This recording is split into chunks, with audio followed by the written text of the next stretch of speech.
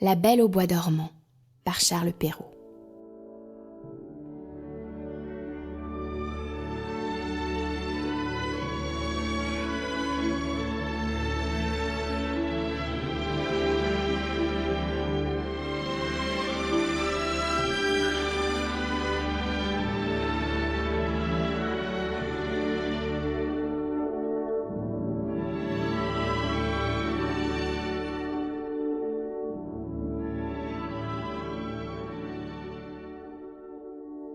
Il était une fois un roi et une reine qui étaient si fâchés de n'avoir point d'enfants, si fâchés qu'on ne saurait dire. Ils allèrent à toutes les eaux du monde, vœux, pèlerinages, menues dévotions. Tout fut mis en œuvre et rien n'y faisait. Enfin, pourtant, la reine devint grosse et accoucha d'une fille. On fit un beau baptême, on donna pour marraine à la petite princesse toutes les fées qu'on put trouver dans le pays, il s'en trouva 7, afin que chacune d'elles lui faisant un don, comme c'était la coutume des fées en ce temps-là, la princesse eut par ce moyen toutes les perfections imaginables. Après les cérémonies du baptême, toute la compagnie revint au palais du roi, où il y avait un grand festin pour les fées. On mit devant chacune d'elles un couvert magnifique, avec un étui d'or massif, où il y avait une cuillère, une fourchette et un couteau de fin or, garni de diamants et de rubis. Mais comme chacun prenait sa place à table, on vit entrer une vieille fée qu'on n'avait point priée parce qu'il y avait plus de 50 ans qu'elle n'était sortie d'une tour et on la croyait morte ou enchantée. Le roi lui fit donner un couvert, mais il n'y eut pas moyen de lui donner un étui d'or massif comme aux autres, parce que l'on n'en avait fait faire que 7 pour les 7 fées. La vieille crut qu'on la méprisait et grommela quelques menaces entre ses dents. Une des jeunes fées qui se trouva auprès d'elle l'entendit, et jugeant qu'elle pourrait donner quelques fâcheux dons à la petite princesse, alla, dès qu'on fut sorti de table, se cacher derrière la tapisserie, afin de parler la dernière et de pouvoir réparer autant qu'il lui serait possible le mal que la vieille aurait fait. Cependant, les fées commencèrent à faire leurs dons à la princesse. La plus jeune lui donna pour don qu'elle serait la plus belle du monde. Celle d'après, qu'elle aurait de l'esprit comme un ange. La troisième, qu'elle aurait une grâce admirable à tout ce qu'elle ferait.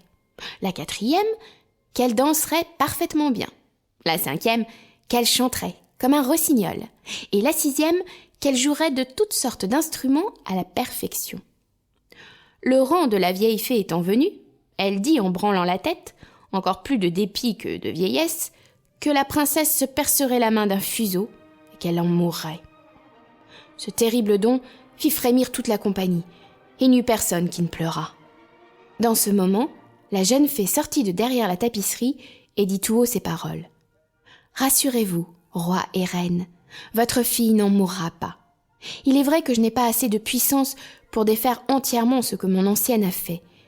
La princesse se percera la main d'un fuseau, mais au lieu d'en mourir, elle tombera seulement dans un profond sommeil qui durera 100 ans, au bout desquels le fils d'un roi viendra la réveiller. » Le roi, pour tâcher d'éviter le malheur annoncé par la vieille, fit publier aussitôt un édit par lequel il défendait à tous de filer au fuseau, ni d'avoir des fuseaux chez soi, sous peine de mort.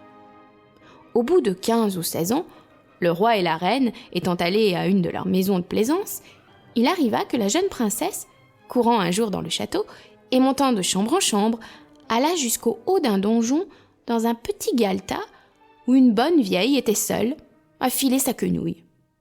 Cette bonne femme n'avait point entendu parler des défenses que le roi avait faites de filer au fuseau. « Que faites-vous là, ma bonne femme » dit la princesse. « Je file, ma belle enfant » lui répondit la vieille qui ne la connaissait pas. « Ah, que cela est joli » reprit la princesse. « Comment faites-vous ? Donnez-moi que je vois si j'en ferai bien autant. » Elle n'eut pas plutôt pris le fuseau que, comme elle était fort vive, un peu étourdie, et que d'ailleurs l'arrêt des fées leur donnait ainsi, elle s'en perça la main et tomba évanouie.